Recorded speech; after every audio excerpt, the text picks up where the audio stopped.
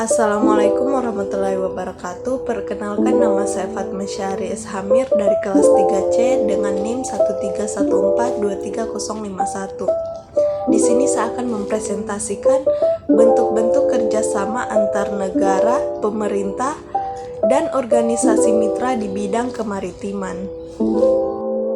Bentuk-bentuk kerjasama antara negara, pemerintah, dan organisasi mitra di bidang kemaritiman. Kerjasama di bidang kemaritiman merupakan hal yang sangat penting untuk mencapai tujuan bersama, baik di tingkat nasional maupun internasional.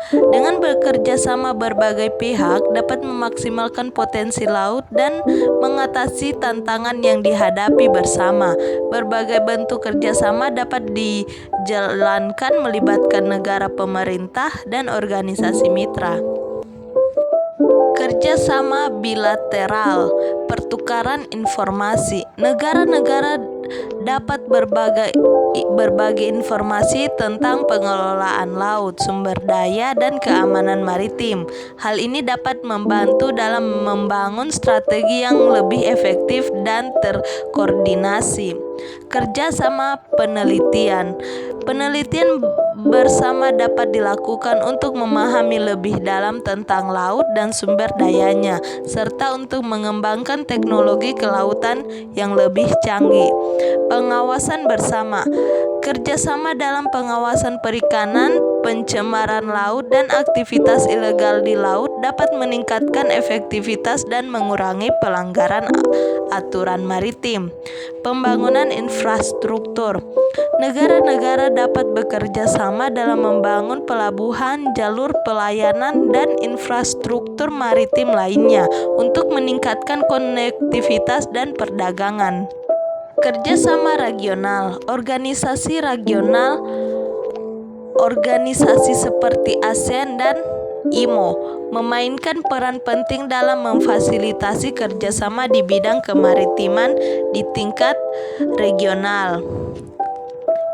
Inisiatif bersama. Negara dalam satu wilayah dapat bekerja sama dalam proyek-proyek besar seperti pembangunan koridor maritim atau pengembangan sumber daya laut bersama.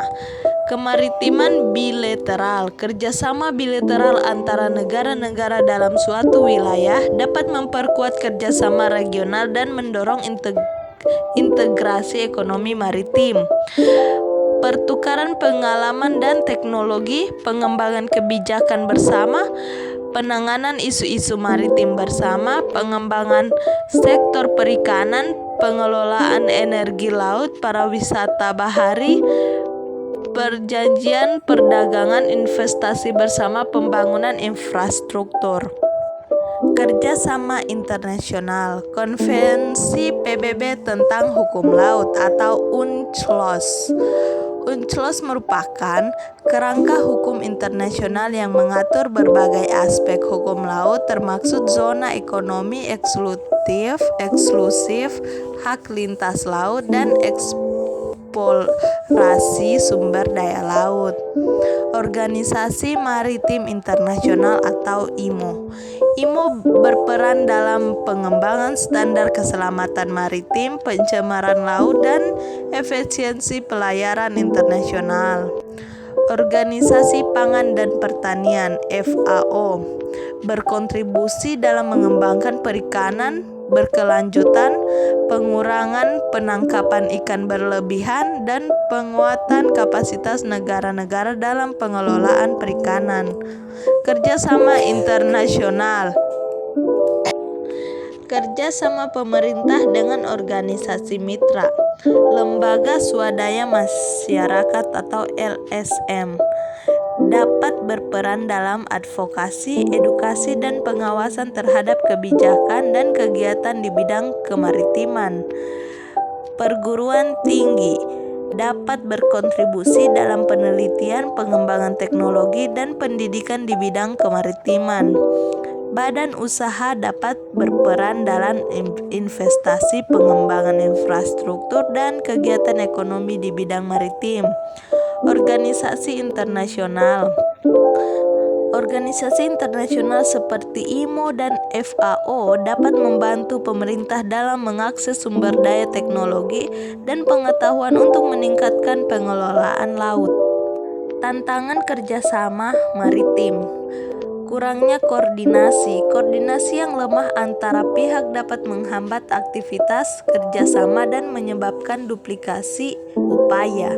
Kesenjangan kapasitas antara negara dengan organisasi mitra dapat menyebabkan ketidakseimbangan dalam kontribusi dan manfaat dari kerjasama. Konflik kepentingan antara pihak seperti persaingan dalam pemanfaatan sumber daya laut dapat menghambat kerjasama. Ketidakpercayaan antara pihak seperti kurangnya transparansi atau pelanggaran perjanjian dapat merusak hubungan kerjasama. Pentingnya kerjasama maritim, pemanfaatan potensi laut. Kerjasama dapat membantu dalam memaksimalkan potensi laut untuk pembangunan ekonomi, sosial, dan budaya.